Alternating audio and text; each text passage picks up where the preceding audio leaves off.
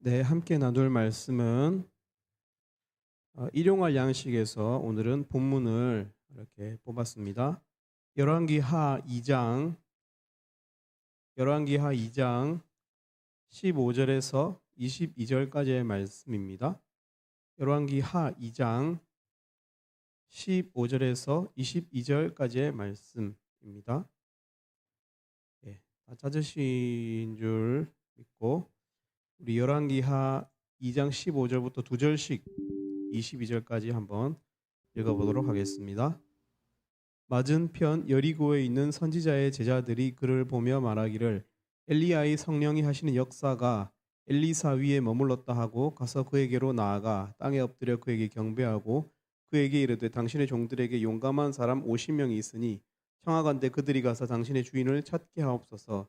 염려하건대 여호와의 성령이 그를 들고 가다가 어느 산에나 어느 골짜기에 던지셨을까 하나이다 하니라. 엘리사가 이르되 보내지 말라 하나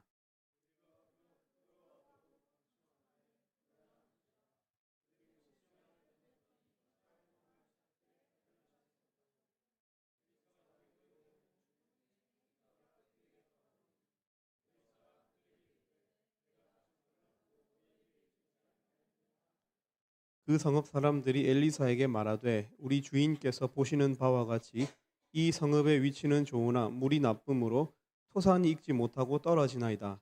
엘리사가 이르되 새 그릇에 소금을 담아 내게로 가져오라 하매 곧 가져온지라.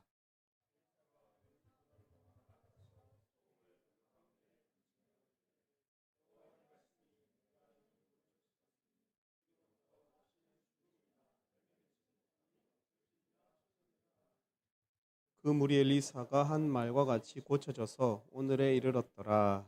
아멘. MBC 토요일 6시 반에 놀면 뭐하니라고 하는 방송에서 이미주하고 이이경이라는 두 사람이 데이트를 했습니다.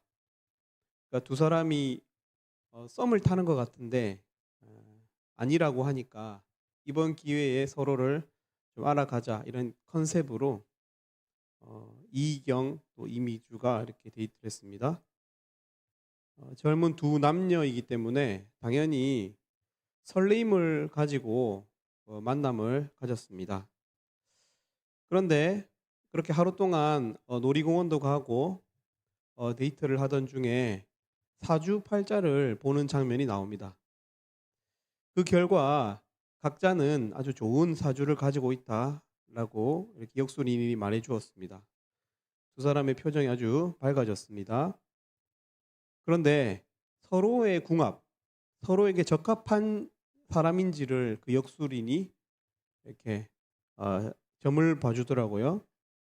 그런데 사실 서로에게 궁합이 서로 좋은 편이 아니다라고 말을 하니까 실제로 그 말에 영향을 받는 이희경과 이미주의 모습이 나옵니다. 비교적 이희경이 조금 더 그럼에도 불구하고 적극적으로 이렇게 관심을 표현하면서 나중에 종을 치는 게 이제 관심을 표현하는 것이고 이제 종을 안 치고 돌아서는 게 이제 난 너에게 관심 없다 이런 건데 이미주가 나중에 종을 치지 않죠. 근데 뭐 꼭 이 점 때문은 아니겠지만 그래도 이 사주팔자를 보고 난 다음에 이미주가 조금 표정이 그것에 대한 좀 신뢰감을 가지고 돌아서는 장면이 나옵니다.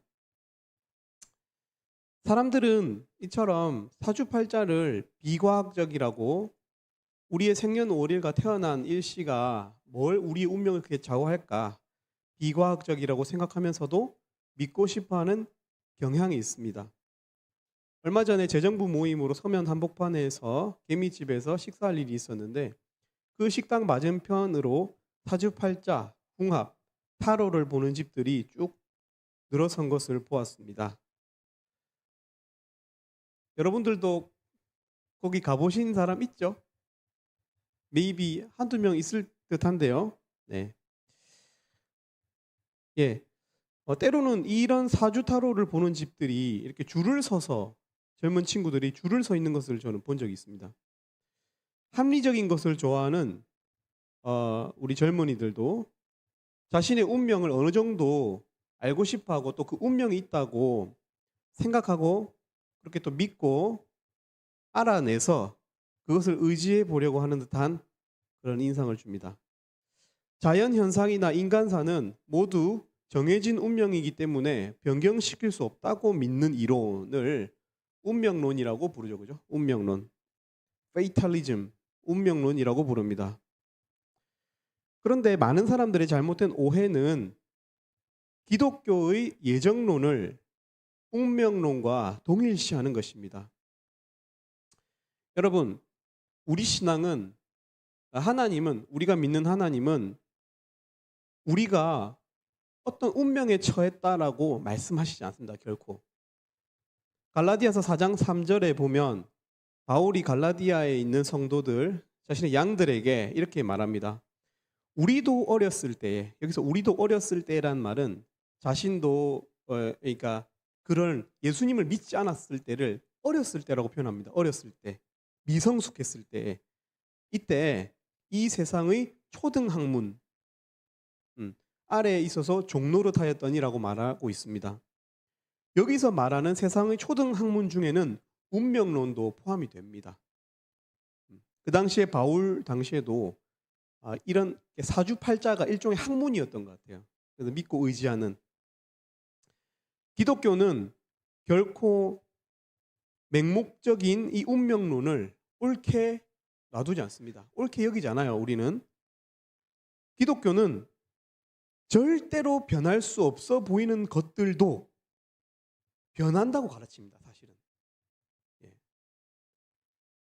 그래서 하나님을 따라 의와 진리의 거룩함으로 지으심을 받은 새 사람을 입으라고 가르치고 있어요. 우리의 실패한 경험, 우리의 연약함을 그대로 놔두지 말고 벗어버리고 새 사람을 입어라. 너는 새 사람이 될 수 있다라고 가르칩니다. 예수님도 사랑하는 제자 베드로에게 말씀하시기를 네가 요한의 아들 시몬이니, 여기서 말하는 요한의 아들 시몬이라는 말은 우리처럼 똑같은 인간의 육신을 가진 그 아버지의 그 아들이라는 뜻입니다. 그러니까 인간의 연약함을 표현하는 거예요. 너는 그 아버지를 비하하는 표현이 아니고 우리는 똑같은 육신을 가지고 있는 요한의 아들 시몬이었는데 이렇게 표현하는 것입니다. 너는 요한의 아들 시몬이니 그러나 어떻게? 장차 게바라 하리라. 게바는 반석을 의미하는 것입니다. 인간으로서 늘 연약하고 흔들리고 이랬다 저랬다 결심을 하면 그 결심을 지키지 못하고 하나님 앞에 거룩하게 서약하고 나서도 그것을 지키지 못하는 연약한 자주 흔들리는 인격을 요한의 아들 시몬이라고 우리가 표현한다면 게바는 흔들리지 않는 변화된 인격을 말하고 있습니다. 그러니까 성경은 사람은 바뀔 수 있다라고 말을 해주고 있습니다. 그렇습니다. 하나님이 주시는 은혜는 사람을 변하게 합니다. 우리는 죽을 존재, 한계가 명확한 육신에 속한 존재입니다.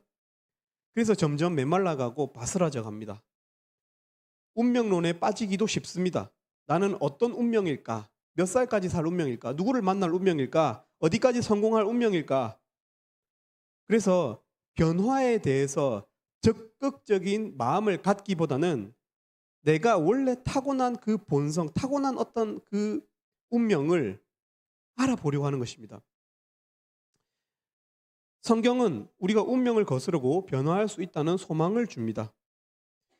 여러분, 우리 존재도 우리 삶도 그래서 나를 만나는 사람들, 그들에 대한 우리 개인의 영향력도 우리 삶의 의미도 여러분 변할 수 있습니다. 그것을 믿어야 됩니다. 우리는 변할 수 있어요. 오늘 본문을 통해서 우리 삶이 어떤 변화의 가능성이 있는지에 대해서 살펴보았으면 좋겠습니다. 우리가 그냥 이렇게 두루뭉술하게 그래 우리가 믿음 안에서 변할 수 있지 이게 아니라 성경은 과연 이 변화에 대해서 인생사의 우리 죄인의 변화에 대해서 어떻게 표현하고 있는지 오늘 구약 성경 열왕기하 2장을 통해서 살펴보기를 원합니다. 19절에 보면 오늘 읽어본 19절에 보면 여리고의 사람들, 여리고에 사는 사람들이 엘리사 선지자에게 하소연합니다. 뭐라고 하소연합니까? 19절에 보면 우리 주인께서 보시는 바와 같이 이 여리고 성읍의 위치는 좋으나 물이 나쁨으로 토산이 익지 못하고 떨어지나이다. 이렇게 말하고 있습니다. 무슨 말입니까?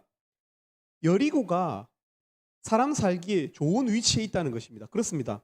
여리고는 이스라엘 사람들이 살기에 참 좋은 곳에 위치하고 있습니다. 비교적 이스라엘 팔레스틴에서 여리고는 낮은 지대, 그러니까 평야 지대에 위치하고 있습니다. 많은 과실수들을 심을 수 있습니다. 그리고 요단으로 흘러가는 샘이 있습니다. 여리고에는 아이네스 술탄이라고 하는 지역에 큰 샘이 있습니다. 물 근원, 샘이 있습니다. 물이 부족한 이스라엘에서 대표적인 샘 중에 하나가 여리고에 있습니다. 분당 4,000리터의 물이 솟아나오는, 그래서 지금도 구글 지도에 여러분 살펴보세요. 제리코, 영어로 JERICHO인가요?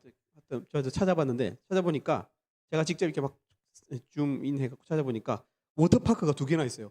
이곳에 물이 많습니다. 조그마한 도시에 워터파크가 2개나 있어요. 덕분에 지금은 우리가 성지순례 여행을 가게 되면은 여리고로 가이드가 안내를 한다고 합니다. 그래서 가이드가 여기가 바로 엘리사의 샘입니다 하고 물을 떠먹는데요.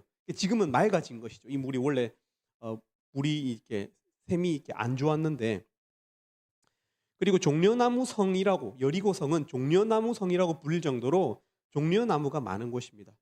샘이 있고 물이 있으니까 그 물과 평야가 만나면 수많은 작물들이 자랄 수밖에 없는 좋은 지역이라는 것입니다. 그런데 19절에 그들이 어떻게 말하고 있습니까? 물이 나쁨으로 토산이 익지 못하고 떨어지나이다. 여기서 토산이 익지 못한다는 말은, 토산은 열매를 말하는 거예요. 열매. 그러니까 그 열매가 결국에 열매를 맺지 못한다는 것이죠. 열매가 조금 모양은 맺히는데 사람이 먹을 만큼 자라지 못한다는 뜻입니다. 영어로는 land is unproductive. land, 그 땅이 unproductive하다, 생산성이 떨어진다, 이런 표현을 쓰고 있습니다. 히브리어로 이 표현은 그 땅은 생산에 이르지 못한다라는 표현입니다. 생산에 이르지 못한다.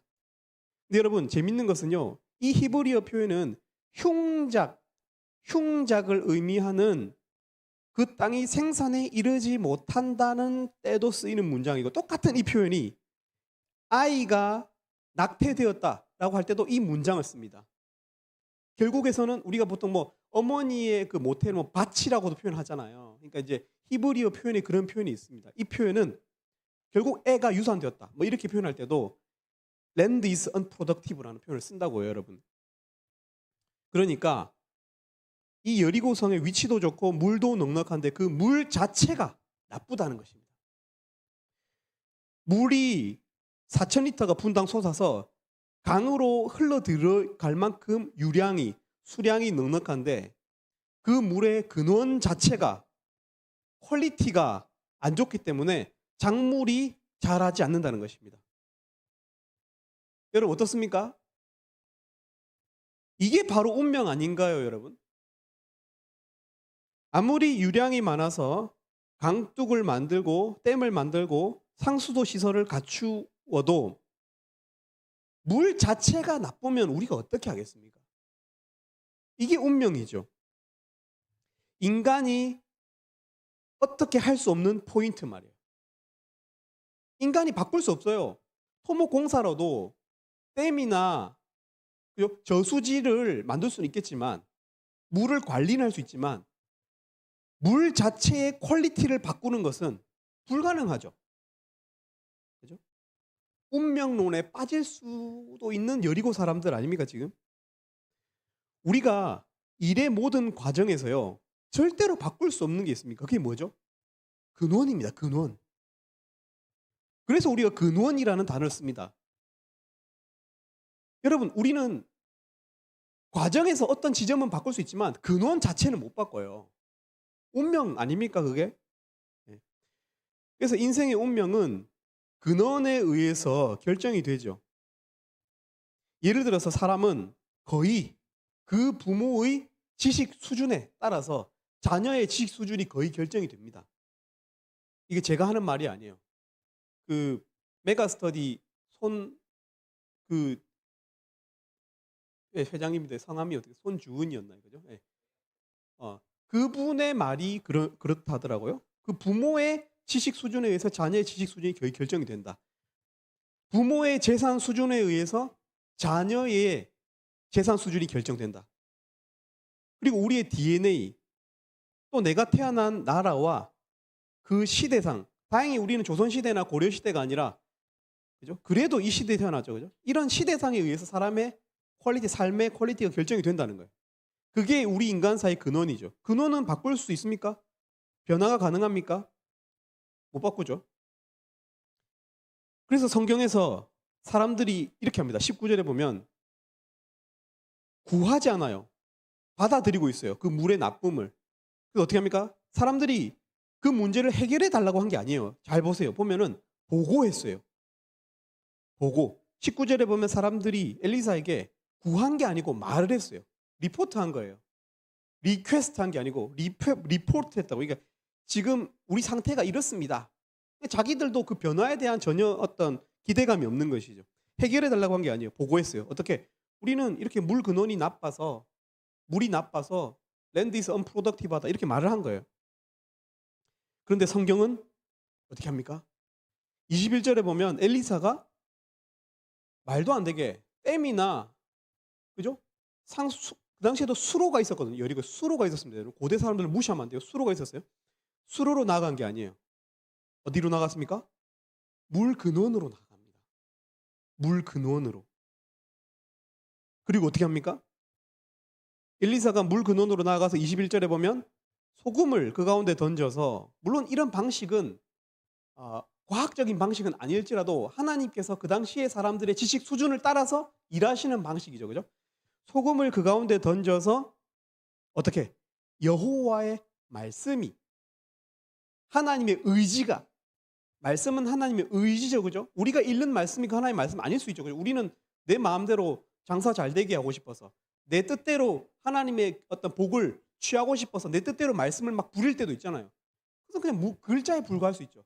그러나 여호와의 말씀, 여기서 말씀은 하나님의 의지를 말하는 것입니다. 하나님의 뜻, 하나님도 그렇게 원하시는 그 여호와의 말씀, 그 의지가 이 물을 고쳤으니 이로부터 다시는 죽음이나 열매 맺지 못함이 없을지니라 하셨느니라. 이렇게 말하고 있어요.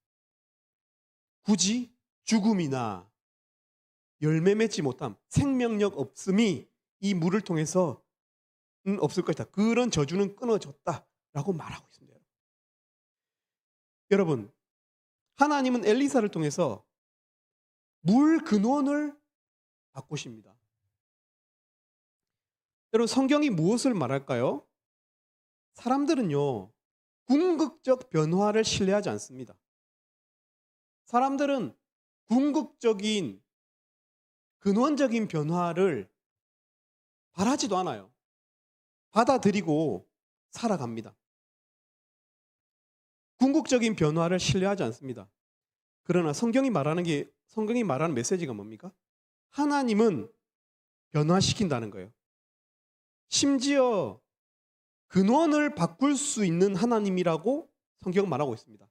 근원은 바꿀 수 없기 때문에 말 자체로 근원인데, 하나님은 그 근원도 바꾼다라는 것이 성경의 메시지입니다.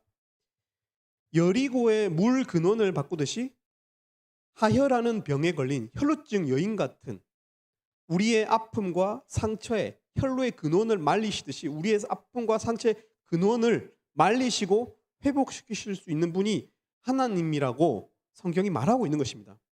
가난함, 습관적인 무기력함, 성향적인 약함, 실패 경험의 누적이 가져다준 패배의식, 하나님은 바꾸실 수 있습니다. 그러니까 여러분, 이제는 핑계하시면 안 돼요. 나는 너무 약하고 나는 너무 죄가 많아서 또 똑같이 넘어질 수밖에 없지 뭐. 여러분, 안 됩니다. 시작은 말씀에서 하는 것입니다. 말씀에서 된다고 하면 되는 거예요. 여러분, 하나님께서 그 무엇보다도 무엇을 바꾸실 수 있을까요? 우리의 저주스러운 죄성, 또 그로 인한 죄책감도 바꾸실 수 있습니다. 여러분, 여리고가 어떤 성인지 아십니까? 여리고는 여호수아가 가나안 땅을 정복할 때 그 여리고를 무너뜨리고 나서 이 여리고 성을 다시 짓는 사람들은 아들을 전부 잃을 것이라는 저주를 했어요. 여호수아서 6장 26절에 보면 여호수아가 그때 맹세하여 이르되 누구든지 일어나서 이 여리고 성을 건축하는 자는 여호와 앞에서 저주를 받을 것이라. 그 기초를 쌓을 때 그의 맏아들을 잃을 것이요 그 문을 세울 때 그의 막내 아들을 잃으리라 하였더라. 여러분, 여리고는 저주받은 성이었어요. 야만적이고 죄가 가득하고 음란함이 가득했던 여리고 성 아닙니까? 그래서 하나님께서는 이 성을 단죄하셨어요. 그 저주대로 여리고는 저주를 받았어요. 그래서 나중에 아합 왕이 여리고의 성을 다시 건축했을 때 어떻게 했습니까? 아합 왕의 아들들이 저주의 말씀을 따라 죽었어요. 용서받지 못한 성, 용서받을 것을 기대할 수 없는 성, 죽음이 가득한 성. 근데 여러분, 성경이 뭘 말하고 있는 거예요? 하나님은 때가 되었을 때 이 여리고도 용서하신다는 거예요. 용서. 이 여리고의 물 근원을 바꾸어 주십니다. 하나님은 한 번 정죄된 자를 사람들처럼 낙인 찍어서 끝내 죽이시지 않습니다. 용서하시는 하나님이시라고 성경이 말하고 있는 것입니다. 하나님의 사랑은 물 근원을 바꾸는 힘입니다. 하나님의 사랑에 의해서 우리 인간의 운명도 바뀔 수 있습니다. 우리 인간의 가장 저주스러운 운명은요, 여러분이 가난한 사람이 가난한 아들로 태어났다는 것, 가난한 딸들로 태어났다는 것이 아닙니다, 여러분. 여러분이 살아보면 알겠지만 여러분은 아직까지 대학생이어서 비교적 순진해요. 제가 보기에는 순진한 죄를 짓죠. 그 죄도 물론 3살 버릇 80 간다고 그 작은 죄가 나중에 큰 죄가 될 것이기 때문에 여러분 그 작은 죄도 다스려야 합니다. 그러나 그나마 비교적 대학생들은 순진합니다. 근데 여러분 살아보면 이 죄가 너무 저주스럽습니다. 이 죄가 더 큰 영향력을 만나고 이 죄가 더 많은 돈을 만나고 이 죄가 더 많은 사람을 부릴 수 있는 권력을 만날 때 더 큰 죄를 짓게 됩니다. 더 추악한 죄를 짓게 됩니다. 저는 살아가면서 내 떨어진 주식이나 어떤 그 돈이 부족한 게 그렇게 큰 저주스러운 운명은 아닌 것 같아요. 백종원 씨가 엄청 부자라고 하는데 저는 백종원 씨가 맛있게 먹기 위해서 살을 빼는 걸 보면서 저 사람도 하루에 먹는 행복은 3번밖에 못 누리고 나도 3번밖에 못 누리는 거 아닙니까, 여러분? 거기서 거기입니다. 먹는 낙은 시장기가 가져다 주는데 사실 행복이라는 게 정해져 있어요. 근데 여러분, 근원적인 우리 삶에서 근원적인 문제는 우리 삶에서 근원적인 저주는 바로 이 죄입니다. 죄 때문에 결국 열매 맺지 못합니다. 죄 때문에 결국 구원의 열매도 못 맺고 죄 때문에 결국 인격의 성숙의 열매도 맺지 못합니다. 더 큰 실패로 나아가죠. 여러분, 그러나 하나님은 물 근원을 바꾸십니다. 여러분, 여기서 말하는 물 근원은 영어로 스프링입니다. 스프링이 뭐죠? 솟아나는 샘이라는 뜻입니다. 퐁퐁퐁, 이걸 퐁퐁퐁 물이 솟아나는 걸 상상해보세요. 이것을 우리가 스프링이라고 부릅니다. 이게 물 근원입니다. 구약에서는 역사상 온 시대와 온 공간을 통틀어서 가장 맑고 가장 깨끗한 생명의 물 근원을 약속했습니다. 그리고 영원하도록 그 샘이 솟아날 것이라고 예고했습니다. 구약 스가랴서 14장 8절에 그날이 언제일까요? 말세를 의미합니다. 말세. 그날에 생수가 예루살렘에서 솟아나서 절반은 동해로, 절반은 서해로. 여러분, 여기서 말하는 절반이 동해와 서해라는 말이 사해와 지중해를 말하는 것이 아닙니다, 여러분. 물론 짧게는 동쪽의 사해와 서쪽의 그죠? 그 메디테리안시, 지중해를 말하는 것이죠. 그러나 크게는 예루살렘에서부터 온 천하로 흩어질 그것을 상징하고 있는 것입니다. 솟아나서 절반은 동해로, 절반은 서해로 흐를 것이라. 여름에도 겨울에도 그러하리라. 여름과 겨울만 의미하는 것이 아니죠, 당연히. 온 시대와 온 땅을 적실 물 근원을 예고했습니다. 스가랴서에. 여러분, 근데 그 말씀이 실현되었습니다. 예수님은 스스로 말씀하셨습니다. 내가 주는 물을 마시는 자는 영원히 목마르지 아니하리니 내가 주는 물은 그 속에서 영생하도록 솟아나는 샘물, 물 근원이 되리라 약속하셨습니다. 여러분, 그래서 우리가 예수님을 믿는다는 것은 한계 속에 갇힌 자기를 자주 바라보지 않는다는 것을 의미합니다. 사랑하는 우리 형제자매 여러분, 여러분을 이해합니다. 저도 그렇습니다. 저도 마찬가지입니다. 그것이 또 성경적입니다. 뭐냐면 내가 내 자신의 옛사람을 늘 기억하는 것은 성경적이에요. 그래서 우리는 내 옛사람을 또 오늘도 바라보아야 돼요. 그러면서 내가 정말로 이렇게 죽을 수밖에 없는 죄된 본성을 가지고 있다는 것을 늘 상기할 필요가 있습니다. 우린 날마다 죽어야 돼요. 날마다 죽노라 말씀으로 날마다 죽어야 돼요. 그러나 여러분, 우리는 조금 더 입체적인 시각을 가져야 돼요. 그런 동시에 우리는 옛 본성, 옛 사람을 가진 동시에 오호라 나는 공고한 자로다. 사도 바울은 말했거든요. 오호라 나는 공고한 자로다. 그런 옛 본성을 늘 상기하고 기억함을 통해서 은혜를 늘 은혜로 여겨야 되겠죠. 그러나 그런 동시에 우리 속에 영원한 물 근원이 주어졌다는 사실을 또한 기억해야 합니다. 그래서 사도 바울은 자기가 알던 모든 지식을 이제는 배설물로 여긴다고 했어요. 여러분, 어쩌면 우리는 여전히 우리 팔자를 믿고 있는지 모르겠습니다. 그러나 우리 삶도 우리의 죄성도 변화시킬 수 있는, 근원을 변화시킬 수 있는 하나님의 사랑을 우리가 바라보아야 합니다. 내 삶이 변할 수 있다는 것, 무엇보다도 내 영혼을 짓누르는 이 죄 문제를 가지고 끙끙 앓지 말고 오늘도 관대하신 여리고를 한번 단죄하시고, 여러분 여리고성을 고고학적으로 많은 고고학자들이 여리고성에 대해서 이렇게 많은 상대적 자료들을 가지고 또 직접적 자료를 가지고 고고학자들이 여리고성을 이렇게 탐방하고 조사하는 것을 보았어요. 붓을 들고 여리고성은 매우 음란한 성입니다. 우상 숭배가 만연했었고요. 자기 자녀를 태워서 죽이는 성.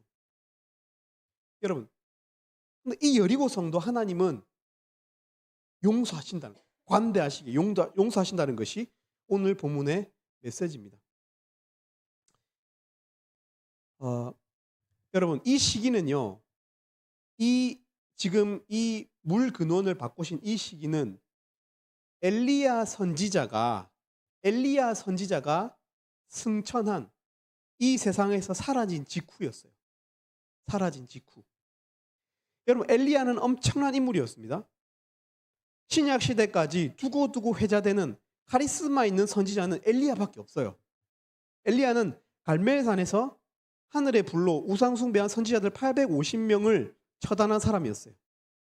근데 여러분, 이제는 이 시기는 하나님께서 엘리야가 아니라 엘리사와 함께 하시는 시기였어요. 엘리야의 제자인 엘리사. 그 당시까지만 해도 보잘것없는 사람 엘리사 말이에요. 여러분, 그런데 이 당시의 사람들이 엘리야에 대한 추억, 과거의 성공에 대한 추억으로 엘리사를 받아들이지 못하고 있었어요. 16절에서부터 18절을 읽어보면 회오리 바람에 의해서 하늘로 올려진 그 엘리야가 혹시 올라갔으니까 그대로 중력에 의해서 어디 땅에 산에 박혔을 거라고 생각하는 거예요. 그래서 어느 곳에 던져졌을지 모르겠으니까 자기들이 찾겠다라고 하면서 선지자의 제자들 50명을, 그 종들 50명을 보냈는데 3일간 헛수고를 합니다. 왜 그렇습니까? 왜 그럴까요, 여러분? 여리고 사람들처럼 사람들은요, 변화를 받아들이지 못해요. 지금 그 엘리야가 사라지고 엘리사의 때가 되었음에도 불구하고 엘리사로 바뀐 그 리더십을 받아들이지 못하고 있습니다. 그래서 17절에 보면 그들은 엘리사에게 그로 부끄러워하도록 강청에서 우리가 엘리야를 찾겠다라고 말합니다. 여기서 말하는 강청했다는 말은 강요했다는 말이에요. 그러니까 엘리사가 겸연쩍도록 당신이 뭔데 우리가 찾는다는데 그렇게 찾지 못하도록 하냐. 우리가 찾겠다. 그렇게 한 것입니다. 여러분 여기서 이 사람들의 특징이 뭐죠? 집착입니다. 집착. 이들은 엘리야에게 집착하고 있고 과거의 기억에 집착하고 있습니다. 인간 리더십에 집착하고 있어요. 눈에 보이는 그 엘리야의 역사에 집착하고 있습니다. 여러분 이 당시 여리고 사람들이나 우리나 똑같아요. 사실은 눈에 보이지 않는 것들, 여러분 눈에 보이는 것, 하나님의 역사, 과거의 성공, 여러분 그런 것에 집착을 합니다. 과거의 성공 경험이 오히려 현재는 독이 될 때가 많습니다. 변화에 대한 두려움, 그로 인한 집착은 이 50명의 귀한 청년들이 과거에 머물러서 헛수고를 하게 합니다. 그러나 여러분 오늘 말씀에 보면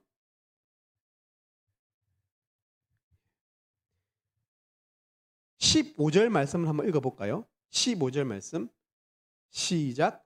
맞은편 여리고에 있는 선지자의 제자들이 그를 보며 말하기를 엘리야의 성령이 하시는 역사가 엘리사 위에 머물렀다 하고 가서 그에게로 나가 땅에 엎드려 그에게 경배하고. 자 보세요. 여러분 이게 얼마나 웃긴 상황입니까? 보세요. 여러분 이게 얼마나 웃긴 상황이에요. 이 사람들이 지금 엘리야를 찾겠다라고 엘리사에게 나아갔는데 지금 엘리사에게 어떤 일이 벌어지고 있어요? 성령이 하시는 역사가 엘리사 위에 머물렀다는 사실을 들었어요.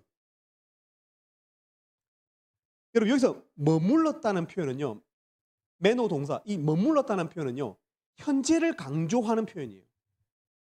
우리가 어디 산다, 살았다 이건 과거잖아요. 근데 머물렀다는 과거형으로 쓰여도 머문다는 그 동사의 의미 자체가 현재적이에요. 여러분 성령께서 어디에 계십니까? 성령의 역사가 어디에 계세요, 여러분? 바로 그들 눈앞에 있는 거예요. 그들 눈앞에 하나님의 하시는 은혜와 하나님의 하시는 역사가 그들 눈앞에 있음에도 불구하고 이 사람들은 과거에 엘리야라고 하는 사람의 카리스마에 집착하고 있어요. 집착은, 변화를 두려워하는 그 마음은, 공로를 의지하는 마음은 하나님의 은혜를 비껴 지나가게 해요. 못 보게 만들어요. 여러분 제가 무슨 말 하고 싶은 것이냐면요, 제가 아까 전에 스가랴서 말씀에 그때가 말세라고 했습니다. 여러분 성령께서 언제 역사하실까요? 성령은 우리가 기도회를 할 때 역사하십니까? 성령께서? 그럼 성령이 언제 역사하시는데요, 여러분? 강희 형제, 성령이 언제 역사하시죠? 성령이 언제 역사하십니까? 지금 역사하십니다. 지금 여러분. 제 말이 아니에요. 성경의 약속이 그러해요. 요엘서에 보면 말세에 내가 내 영을 모든 육체에게 부어주리니 라고 약속하셨고요. 구약에서는 그래서 성령의 역사가 간헐적이었다면 다윗에게, 모세에게, 사무엘에게, 여러분 성경에 기억납니까? 그리고 오늘 엘리사에게 성령이 간헐적으로 역사했다면 요엘서의 말씀처럼, 스가랴서의 말씀처럼 말세에 성령을 부어주시겠다고 했는데 사도행전에 보면 언제 그 성령이 부어졌습니까? 오순절 다락방에서 그 성령이 부어졌어요. 여러분 지금이 신학교에서 조직신학을 공부해보면 성령론의 핵심은요 시대 구분입니다. 시대 구분. 사람들은 뜨거운 감정이 몰입되고 뜨거운 감정이 집중될 때 성령께서 그 자리에 있다고 착각합니다. 근데 성령론의 핵심은 시기입니다. 시기. 이 말세의 때에, 이때에 예수님께서 오시고 예수님께서 하늘로 가실 때 요한복음 15장에 약속하신 그 성령이, 내가 그것이 가는 것이 너에게 유익하다고 했잖아요. 이게 무슨 표현이냐면 내가 가야 성령께서 너희와 함께 너희 가운데 머무르시고 거주하신다는 뜻이에요. 여러분 성령이 어디 계시죠?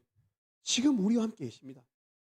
말씀을 의지하고 말씀대로 살기로 작정하고, 여러분 그래서 여호와의 뜻과 의지가 있는 그곳에 우리가 하나님의 말씀을 믿고 그 말씀대로 살려고 작정할 때 그와 함께 성령이 역사하신다는 것이 오늘 성경의 메시지입니다. 성령의 역사로 말미암아서 사람은 변화될 수 있습니다. 여러분, 바로 눈앞에 서는 엘리사와 그의 말에 능력에 함께 하셔서 그 말대로 됨이 바로 성령의 머무시는 역사입니다. 그러나 그 여리고 사람들은 여전히 엘리야를 그리워했어요. 집착입니다. 여러분, 현재적으로 역사하시는 그 성령을 의지하실 수 있어야 돼요. 과거의 자기의 경험을, 자기의 기억을 자꾸 되뇌이면서 자기를 단죄하기보다는 오늘부터 말씀과 함께 가리라, 성령께서 축복해 주실 것을 믿고 그 말씀을 따라 살려고 할 때 성령께서 여러분의 삶을, 여러분의 인격을 바꾸신다는 거예요. 여러분이 바뀔 수 있어요. 그래서 우리가 말씀을 온전히 믿고 선포할 때, 예수를 믿고 사는 사람들은 죄사함이 있다. 예수를 주인으로 삼는 사람들은 죽음의 두려움에서 해방될 수 있다. 그리고 예수께서 우리 가운데 주인 되어 살 때 진짜 우리가 진짜 내가 원하는 진짜 비전을 가지고 살 수 있다. 예수님은 올라가신 그 모습 그대로 이 땅에 오신다. 오실 때는 심판주로 오실 것이다. 심판하실 때 그분의 말씀을 영접하고 이 땅에서 성령의 호출을 따라서 선한 양심으로 살려고 했던 사람은 거룩한 도성에서 살게 된다. 여러분, 이 말씀 말이에요. 복음의 말씀을 우리가 온전히 믿고 이 말씀의 반석이 우리가 살려고 할 때 사람이 바뀔 수 있다는 거예요. 하나님의 능력은 과거의 찬란한 기억이 있는 것이 아닙니다. 한때 부흥했었던 부산회관, 한때 부흥했었던 기독교. 어렸을 때 우리 교회 참 좋았는데 크리스마스 트리도 있고. 여러분, 그거 아닙니다. 하나님의 은혜는 오늘 말씀을 수납하시는 여러분들 바로 이 자리에, 오늘 찬양도 뜨겁게 하셨잖아요. 그죠? 때로는 신앙심도 없이 음악에 취할 때도 있지만 하나님은 기억게 여기실 것 같아요. 나는 하나님, 제가 만난 하나님은, 성경에서 만난 하나님은 참 관대하신 하나님이시더라고요.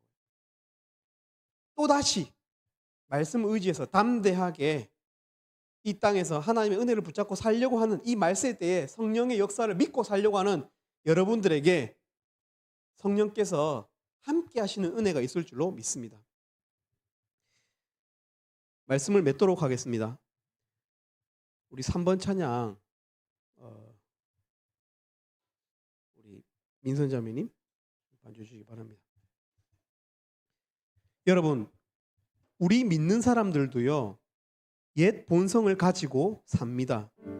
그래서 여전히 죄성으로 인해서 낙담합니다. 여리고와 같은 정죄된 이 땅에서 그렇게 우리 영혼의 패배의식을 주입하면서 살아갑니다.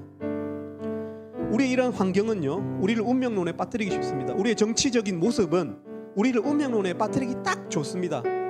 이 정권으로 바뀌어도 소망이 없고, 저 정권으로 바뀌어도 소망이 없고, 총장님이 바뀌어도 소망이 없고,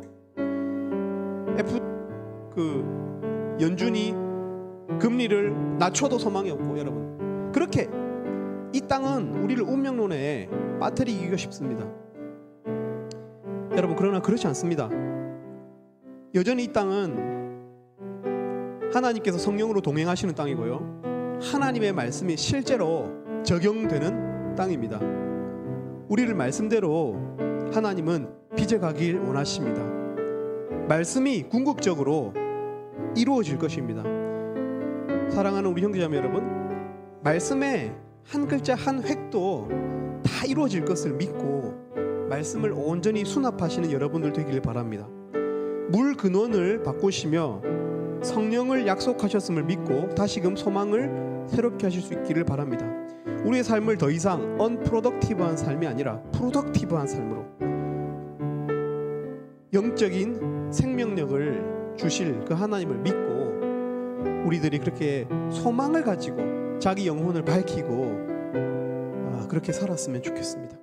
하나님의 은혜에 집중하는 여러분들 되시기를 바랍니다. 이 시간 이것이 영원한 삶, 이 찬양 함께 찬양하도록 하겠습니다.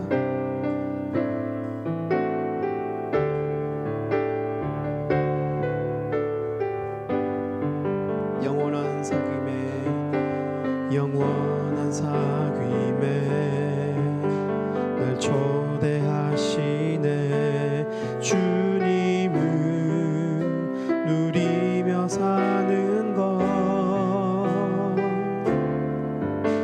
날 지으신 대로 날 부르신 대로 주님과 함께 걷는 삶 이것이 영원한 삶 이것이 영원한 삶 참 하나님과 그 아들 아는 삶 이것이 영원한 삶 이것이 영원한 삶 내가 주 안에 주는 내 안에 늘 거하는 한 번 더 이것이 영원한 삶 이것이 영원한 삶 이것이 영원한 삶 참 하나님과 그 아들 아는 삶